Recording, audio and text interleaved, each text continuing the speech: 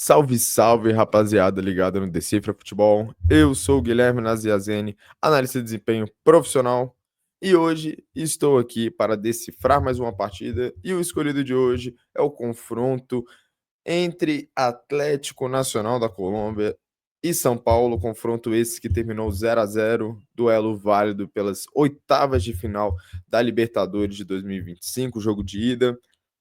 E, cara, o São Paulo escapou de levar um resultado muito complicado para se reverter lá no Morumbi, em São Paulo, no jogo da volta. Já adianto que não gostei muito da partida que foi feita para o São Paulo. Eu acho que assim tem algumas ressalvas a se fazer. Lógico que o contexto contribui muito para a maneira que o São Paulo jogou, né? Logicamente tentando não se expor tanto, justamente para não dar essa margem de sofrer um placar elástico de repente e voltar com uma tarefa muito difícil para São Paulo. 0-0 é um resultado muito bom. Eu acho que assim, se você avisa o torcedor de São Paulo, se você falar, você aceita um 0-0 hoje, provavelmente ele aceitaria, porque o Atlético Nacional, como eu já falei aqui antes, se você não assistiu o Tabelando Ideias ontem, sobre todos os jogos das oitavas de final, ainda vale a pena assistir, tem muita coisa que vale ainda para o próximo jogo, tem coisa sobre o jogo de hoje do Flamengo contra o Inter, tem coisa sobre os jogos de amanhã, tanto de Palmeiras como Botafogo, então confere lá. E lá eu cheguei a comentar que o São Paulo, para mim, foi o time que mais deu azar entre os brasileiros. Enfrenta o Atlético Nacional, que é um time chatíssimo, um dos que eu mais acompanhei, fora os brasileiros, na fase de grupos. Então, confronto difícil. São Paulo sai com um resultado bom, mas, como eu disse, escapou. Passou muito perto de ter um resultado muito ruim, né? 2 bolas na trave, 2 pênaltis, um deles defendido pelo Rafael, que tem sido uma bola de segurança do São Paulo desde que o Ceni se aposentou. Assim, a gente sempre comenta como o São Paulo tem dificuldades para firmar um goleiro no seu time. Então, ponto para o Rafael, né? Mais uma vez, salvando o São Paulo, né? E agora, sem mais delongas, vou botar aí na tela para vocês o campinho, para a gente falar um pouquinho taticamente desse jogo, rapaziada. E aí, o primeiro tema que eu queria trazer aqui para vocês é justamente o Atlético Nacional quando ele tinha a bola, porque foi o que foi a regra do jogo ali. Não sei se a regra, né? Porque não foi nem tão desigual a posse de bola, mas principalmente no primeiro tempo ali, o Atlético Nacional com quase 70% de posse de bola, então, e tomando a iniciativa do jogo. E o que acontecia? O São Paulo, ele tentava fazer uma marcação por encaixes individuais e encaixes 100% individuais, tipo assim, todo mundo tava marcando individual.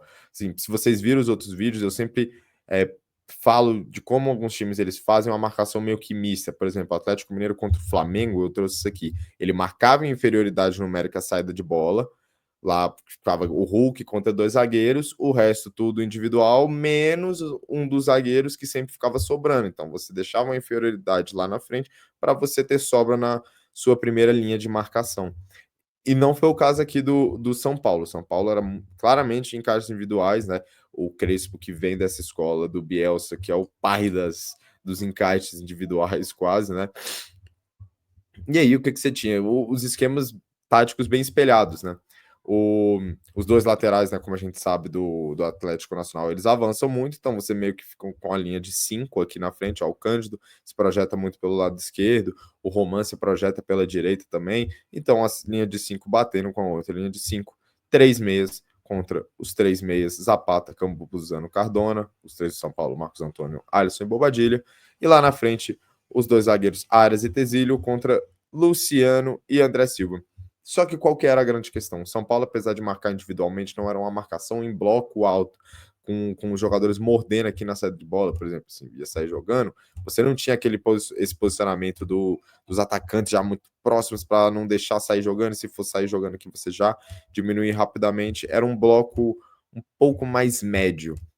E aí, o que acontecia? Essa bola ia sair aqui, e como eu falei antes, os laterais se mandavam muito, assim, o Cândido um pouco mais aberto, né, atacando o corredor lateral mesmo, o Roman muitas vezes atacando por dentro aqui, ao invés de subir pelo corredor, ele vem por dentro justamente para gerar essa situação aqui do Inestrosa que eu falei na análise pré-jogo, como é um jogador perigoso, né? Então o objetivo era justamente isolar ele lá na direita para ele ficar no mano a mano, e por isso que o Enzo, que é um lateral mais defensivo, né? Apesar do ainda não estar disponível para a partida, foi escalado, né? Justamente para essa característica defensiva.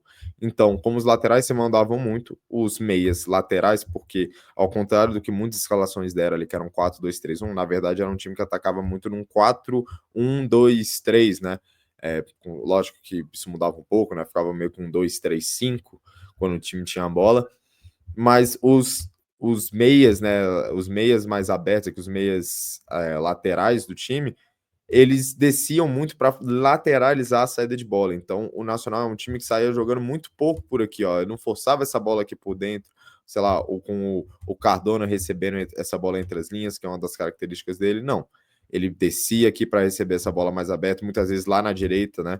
O Campuzano sendo mais esse termômetro da saída de bola, né? Esse jogador que é o pivô à frente dos dois zagueiros, muitas vezes também fazendo a saída de três, o que dava tranquilidade para o time jogar, porque justamente eram encaixes individuais, só que o Alisson, ele não era em todo momento que ele vinha aqui fazer o acompanhamento do Campuzano, e muito porque o Atlético Nacional, ele distribuía muito, né, os seus jogadores, os jogadores de meio, né, pelo campo, né, então você muitas vezes tinha situações assim, né,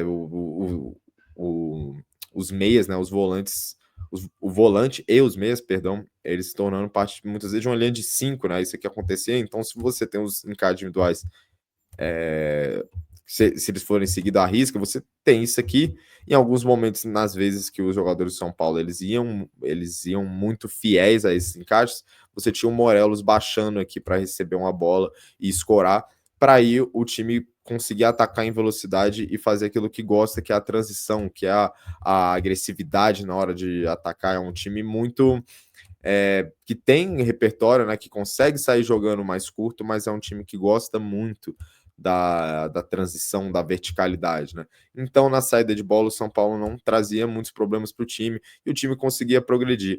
Só que, apesar de eu ter dito que eram 100% encaixes individuais, você não tinha perseguições tão longas como eu falei antes. Então, o que acontecia? O Sabino, ele, lógico que em alguns momentos, né, quando o Enzo saltava aqui para marcar o Roman, que às vezes vinha receber essa bola mais como lateral mesmo aqui, aberto, e aí o Sabino ficava encarregado do Inestrosa, o, o São Paulo tentava manter o Sabino um pouquinho mais recuado aqui, sem que ele subisse tanto para fazer essa marcação, justamente porque o Inestrosa, o Enzo, na verdade, né, que estava marcando o Inestrosa, ele precisava dessa sobra defensiva aqui. Por mais que eu acho que no mano a mano ele tenha ido bem, o Enzo, mas é porque o Inestrosa é um jogador muito perigoso, muito forte fisicamente, muito rápido.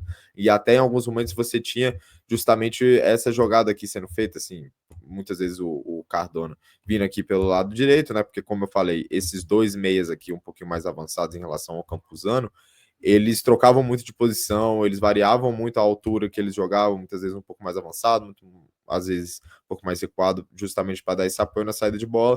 Então você tinha essa situação aqui, eles recebiam essa bola com espaço, o Roman, ele começava espetando lá em cima, né, espetando o Sabino na última linha, tentava atrair a marcação dele aqui, ia recuando, para justamente trazer o Sabino e abrir esse espaço aqui na profundidade, para o Inestrosa fazer esses movimentos de ruptura. E assim, não deu tão certo assim, porque como eu falei, não era toda vez que o Sabino subia no Roman, ou no jogador que estivesse posicionado aqui, às vezes o Cardona, às vezes o Zapata, enfim. Então o São Paulo assim tentando tomar muito cuidado na sua defesa.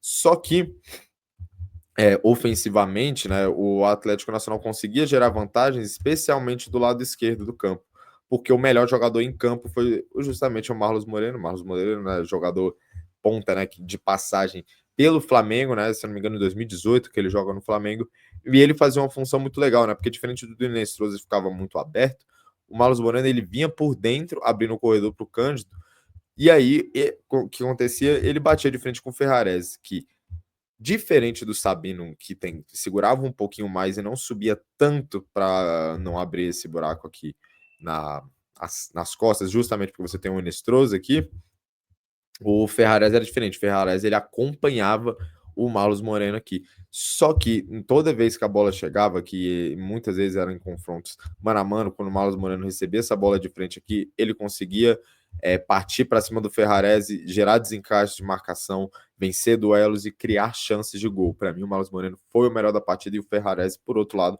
além dos 2 pênaltis, né, e principalmente o segundo pênalti, que foi muito, muito, muito infantil, ele não fez uma boa partida, perdeu a maioria dos duelos, em algum momento estava até ele claramente irritado, né, com a atuação, com a sua performance, né, e deixava isso transparecer nas atitudes.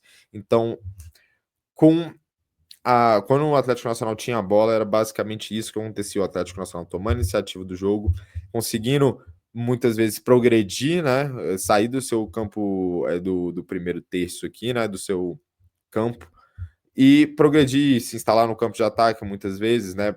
Mas só que não era um time que necessariamente criava uma chance atrás da outra, né? Eram mais nesses duelos, a partir desses duelos individuais aqui, Marlos Moreno contra Ferrarese, algumas situações que o Inestrosa levou a melhor, que o time conseguia gerar situações, né? Ou um momento que se abria o meio de campo e o Morelos descia para fazer uma parede para alguém chegando de frente, né? E era basicamente assim que o time conseguia atacar, né? Só que sem ter aquilo que mais gosta, que é justamente a transição ofensiva, como eu tinha falado antes. Então, o São Paulo claramente não querendo se expor tanto quando não tinha bola, sem subir a marcação, né? Sem se aproveitar desses encaixes desde a saída de bola, né? Então, o Atlético Nacional naturalmente tinha mais a bola. Conseguia sim criar algumas situações, porque exatamente como eu falei, eram marcações individuais, então se você, em algum dos duelos ali ofensivos, e como eu disse, o Ferrarese, ele praticamente não ganhou nenhuma do Marlos Moreno, então se você tem encaixes individuais, a superioridade técnica, física, enfim, ela vai ser preponderante, como foi nesse caso, e a partir disso, o Atlético Nacional gerava muitas chances. Só que, aí agora falando do momento que o São Paulo tinha a bola, eu acho que foi isso que ditou mais o que era o jogo, porque quando o São Paulo não tinha a bola, a postura de ambos os times ela meio que se mantinha, né? A ideia de jogo do Atlético Nacional foi essa do início até o final do jogo, e a ideia de jogo sem bola do São Paulo foi basicamente a mesma também. O jogo todo, né? O São Paulo em alguns momentos tentava ali subir um pouquinho a marcação, mas eram mais naqueles saltos de pressão, né? Quando o Atlético Nacional recuava a bola para tentar forçar um chutão, alguma coisa, só que isso não ocorreu tanto. E aí, para mim, como eu disse antes, o que ditou mais os momentos do jogo ali, quem comandava a partida era justamente a maneira que o Atlético Nacional marcava o São Paulo. Porque, sei lá, o São Paulo ia sair jogando aqui com o Rafael, e aí você tinha a linha de 3, os 2 alas bem abertos, o tripé de meio campo, o Marcos Antônio e o Bobadilla dando mais apoio que o Marcos Antônio centralizado à frente da defesa, o Alisson um pouquinho mais avançado, espetando um pouquinho mais aqui pelo lado esquerdo, enquanto lá na frente André Silva e Luciano, né? Em alguns momentos era o Luciano pela esquerda, o André Silva pela direita, ele variava, ele se aproximava, enfim. E primeiro de tudo, eu acho que já temos um erro do Crespo em não escalar o Ferreirinha. Eu entendo assim, porque muitas vezes o São Paulo tinha que sair no chutão sim. E aí, às vezes, você tem um jogador. Às vezes não, né? Com certeza você tem um jogador como o André Silva, ao lado do Luciano, que são jogadores que conseguem segurar essa bola de costas para o marcador, né? Escorar essa bola para quem vem de frente, segurar no pivô. Mas a questão é que, diferente do, do São Paulo, o Atlético Nacional ele marcava com a inferioridade lá em cima, como a gente está vendo aqui, ó, são 2 jogadores pressionando essa linha de 3, justamente para você ter isso aqui, ó, você ter sobra na última linha, e o cara da sobra geralmente era o Roman. Então estava muito difícil para o São Paulo vencer esses duelos aqui pelo alto. Então, assim, no início do jogo ali, até o primeiro pênalti, principalmente, o São Paulo tem muito pouco a bola, justamente porque ia sair jogando aqui. O Atlético Nacional fechava aqui essas linhas de passe pelo meio. Muitas vezes era o Zapata, ele fechava essa linha de passe aqui no Alisson e ia diminuindo no Sabino, até que ele fosse obrigado a fazer o chutão, fazer a ligação direta aqui. Então, meio que ficava encaixado aqui no meio de campo, né? O Campuzano monitorando um pouquinho mais o entrelinhas, mas em alguns momentos saltava para marcar o Bobadilha, o Marcos Antônio ou o Alisson, dependia do posicionamento do momento ali no meio de campo. O Zapata, a mesma coisa, protegia o centro do campo ao mesmo tempo que saltava em determinados momentos. Cardona, a mesma coisa.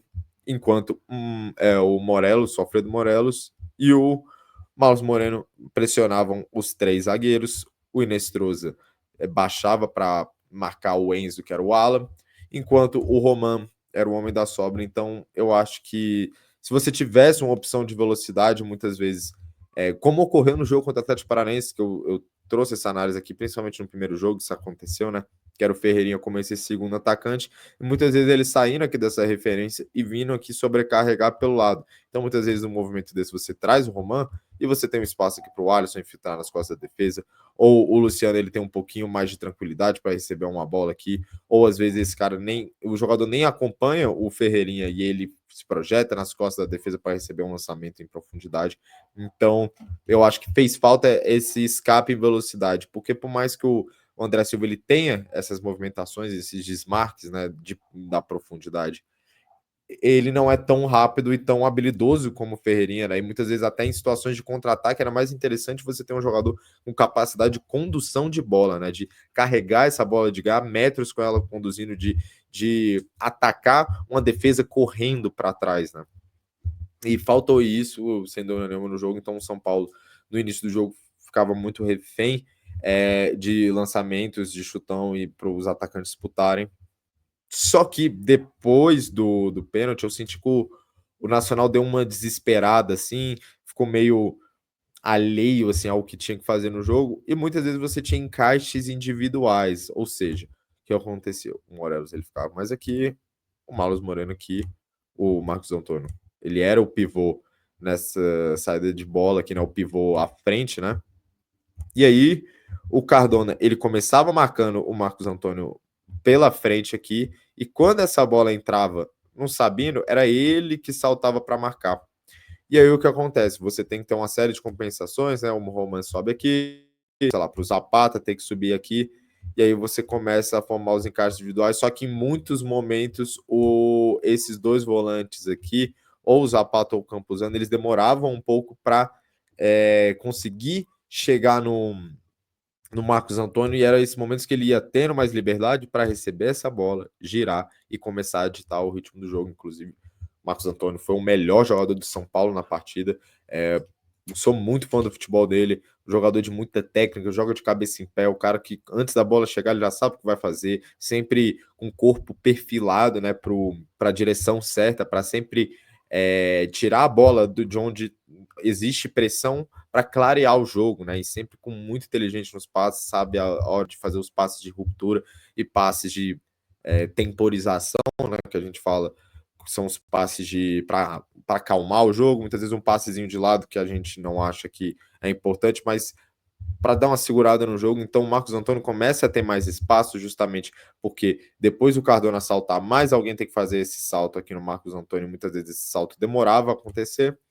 E aí o São Paulo conseguia sair mais um pouquinho para o jogo, e ali acho que isso foi muito evidente ali, mais ou menos entre os 20 minutos a 30, 25 até os 40 do primeiro tempo, que foi quando o São Paulo começou a ter mais saída, a ter mais escape para o ataque, né? Passando muito pelos pés desse cara aqui, o Marcos Antônio.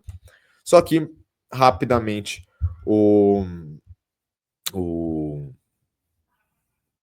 Atlético Nacional, ele corrige, né, perdão, a sua marcação, voltando aos encaixes individuais no meio campo, né, de meias contra meias.